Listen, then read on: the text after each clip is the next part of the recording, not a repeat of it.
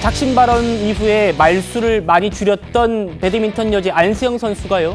조금 전 SNS에 공식 입장을 올렸습니다. 바로 보시죠. 불합리한 관습들이 바뀌었으면 협회 관계자분들이 변화의 키를 쥐고 계신 만큼 더 이상 외면하지 말고 적극적으로 행동해 주셨으면 한다. 안 기자님, 일단 뭐 저희가 계속 보여드릴 거예요. 안세영 선수가 연합뉴스와 한번 인터뷰했었잖아요. 네. 그때 이후에 이렇게 정제된 입장은 처음인데 배드민턴 협회가 불합리한 관습을 악습을 바꿔달라, 개선해달라 이렇게 또 요구를 했습니다. 보면은 안세영 선수는 크게 두 가지를 요구하고 있습니다. 첫 번째, 선수 보호. 두 번째는 운동에만 전념할 수 있도록 해달라는 거였습니다. 네. 사실 오늘 SNS에 올린 글도 보면은 이런 주장들과 일맥상통합니다. 디테일하게 하나하나 지적을 하면서 싸우자는 게 아니라 전체적인 틀, 본질을 바꾸자는 거죠. 그 내용을 보면은 더 이상 외면하지 말라. 이 내용을 분명히 알고 있다는 거죠. 구태가 있다는 거 알면서도 쉬쉬해 왔는데 그러지 말라. 그리고 적극적으로 행동해달라고 얘기를 했고 결과적으로는 합리적인 시스템 안에서 선수가 운동에만 전념할 수 있게 해달라고 얘기를 하고 있다는 겁니다. 자, 그리고 또 이런 대목도 있었습니다. 국민들이 즐기는 스포츠가 될 수 있고 그리고 재능 있는 인재도 많이 유입될 수 있도록 해달라고 했는데 앞서서 안세영 선수가 이런 얘기를 했죠. 왜 이번에 금메달을 한 개밖에 딸 수 없는지를 생각해봐 달라. 결국은 뭐냐? 이게 금메달을 따기 위해서는 어마어마한 노력이 필요한데 그 노력의 과정에 있어서 충분한 지원이 있고 본인이 운동한 만큼 열심히 일한 만큼의 성과와 보상을 받는다면 더 많은 이들이 몰릴 것이고 그러다 보면 더 많은 금메달을 딸 수 있다는 얘기인데 지금까지 그렇게 되지 못한다는 거죠. 그냥 비인기 종목이라는 생각만 갖고 사람들이 그렇게 대하다 보니까는 더 많은 사람들이 배드민턴에 유입이 되지 않는다는 건데 이런 시스템 자체 틀을 바꿔야지 배드민턴이 더욱더 발전할 수 있다는 얘기를 이번 SNS를 통해서 하고 있는 겁니다. 예, 협회가 뭐 이런 문제를 외면해 왔다는 게 뭐 저도 한 국민으로서 좀 놀라운데 안세영 선수 얘기 계속해서 좀 보여주시죠. 이렇게 얘기를 하고 있습니다. 저는 협회와 시시비비, 공방전이 아니라 진솔한 대화를 나누는 시간을 기대하고 있다.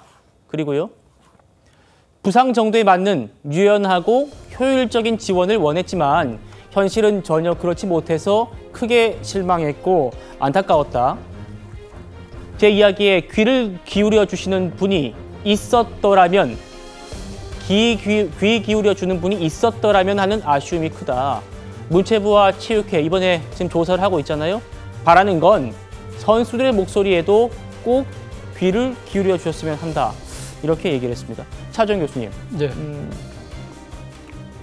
제가 뒤에 좀 더 자세히 다루겠습니다만 안세영 선수가 여러 차례 이런 협회의 뭐 불합리한 부분들을 얘기를 한 모양이에요. 그러니까 올림픽 금메달 따고 나서 폭탄 발언이 아니라 그동안 쭉 여러 번 요구를 했는데 이런 것들이 받아들여지지 않았다는 그런 아쉬움을 토로하는 것 같아요. 그렇죠. 뭐 여러 가지 하니까 본인이 사실은 지금 그러니까 15살 때부터 국가대표 선수가 됐다는 거 아닙니까? 15살이면 중학생 때인데요. 상당히 아마 이런 나이에 국가대표로 선발되는 영예를 안았습니다만 이 국가대표로 합류하고 난 뒤에 소위 말하는 막내라는 그러한 그 타이틀 때문에 또 이 알게 모르게 있는 그 국가대표 안에 있는 잘못된 문화라는 소위 말하는 위계 문화에 의해서 본인 스스로가 상당히 위축됐던 부분도 분명히 있는 것 같고요. 그리고 또 말씀하신 것처럼 협회 차원에서 사실 선수들의 관리와 운동에 전념할 수 있는 분위기와 여건을 만들어주지 못한 부분에 대해서 상당한 불만을 갖고 있었던 것 같아요. 그렇기 때문에 개인적으로도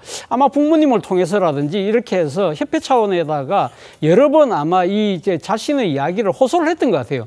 그런데 그런 것들이 전혀 먹히지 않았고 오히려 본인은 어떻게 보면 협회의 그 일방적인 스케줄 때문에 상당히 무리한 그러니까 대회 출전으로 인해서 몸이 망가지는 그런 상황까지 갔다. 그럼에도 불구하고 이 지금 꾹 참았던 이유는 결국은 자신이 지금 이 당하고 있는 억울한 문제들이 자신 한 명의 문제가 아니라 어떻게 보면 배드민턴 선수 전체, 더 나아가서는 대한민국 국가대표 전체가 갖고 있는 이 문제를 가 상당히 심각하다. 이 부분에 대해서 내가 스피커가 커지고 그리고 이 소통의 채널이 마련되고 날 때 내가 분명히 이야기하겠다는 그런 다짐을 갖고 이번에 이야기를 한 것이 아닐까라는 생각이 듭니다. 그렇기 때문에 이 이야기가 정말 좀 더 안타깝고 상당히 가슴 아프게 들리는 이유가인 거 아닐까 하는 생각이 듭니다. 예. 김광삼 변호사님 어떻게 보세요? 안세영 선수가 계속 보여주십시오. 이런 얘기도 했습니다. 유연한 지원 얘기를 했어요. 유연한 지원을 이루어줘야 한다. 또 문체부와 또 체육회가 선수에게 길을 기울여달라. 이거는 아마 스폰서 계약을 좀 허용해달라는 것 같은데 그동안 앞서서 처음에 봤던 그 협회에서 뭐 불합리한 관습을 악습을 개선해달라는 요구와는 좀 성격이 다른 것 같고요. 어떻게 좀 보십니까? 근데 그런 것 같아요. 지금 본인이 7년 동안 엄청난 고생을 많이 했잖아요. 그래서 지금 어린 안세영이 그 안에서 막 노력하는 과정에서 보니까 너무 불합리한 게 많은 거예요. 이것도 고치고 저것도 고치고 고쳐야 하는데 그런 걸 본인이 얘기해봤자 들어줄 사람도 없고요. 단지 바위 위에 계란치기밖에 되지 않는다는 걸 본인이 알고 있었던 거죠. 그렇지만 최근에 좀 성장을 하면서 건의문도 제출하고 그랬다는 거 아닙니까? 네. 근데 이런 것들이 하나도 이루어지지 않는 거예요. 그러니까 본인의 입장에서는 뭔가 이렇게 배드민턴 협회랄지 이런 보상 규정이랄지 여러 가지 훈련이랄지 아니면 뭐 상하 관계랄지 선수들끼리 관계랄지 훈련 이런 것이 잘못된 점을 이런 식으로 고쳐야 하는 걸 본인은 알고 있는 거거든요. 그래서 이런 것을 어떤 시점에 내가 얘기해야지 이게 가장 파장을 일으키고 배드민턴을 변화와 혁신을 이룰 수 있을까를 그 타이밍을 잡은 게 제가 볼 때는 파리에 가서 금메달 딱 목에 건 다음에 바로 그 순간을 노렸던 걸로 보여요. 네. 그러면 이제까지 뭔가 구태가 있고 악습이 있을 수 있고 그다음에 규정과 시스템에서 잘못된 부분이 있을 수 있고 지금 가장 배드민턴 협회에 문제점이 있다는 걸 잘 아는 사람은 선수 아니겠어요? 예. 근데 그중에서도 정말 노력을 해서 정상까지 간 선수가 가장 왜 배드민턴과 관련해서 금메달이 한 개밖에 나오지 않은 거에 대해서 본인이 제일 잘 알고 있는 거거든요. 그러면 관리를 할지 어떻게 보면 메달을 딸 수 있는 여건이 더 돼야 하는데 이제 그런 걸 못 되고 있다는 것을 지적하는 거잖아요. 그래서 배드민턴 협회도 마찬가지고 임원도 마찬가지예요. 과거에 이렇게 됐으니까 이렇게 가야 한다는 게 아니고 또 예전에 이렇게 해갖고 또 선수들 많이 길러냈다 그게 아니고 이제는 이제 원점에서 우리가 어떤 규정과 시스템을 고쳐야 하는지 그것을 좀 마음을 열고 유연성을 가질 필요가 있다는 거죠. 그래서 포상 규정이랄지 아니면 연봉 규정도 이제는 좀 더 유연성 있게 타이트하게 뭔가 고쳐서 이제 정말로 선수를 위한 배드민턴 협회 그리고 좀 더 많은 메달과 성과를 낼 수 있는 그런 배드민턴 협회로 제가 볼 때는 다시 태어나야 한다 이렇게 봅니다. 예.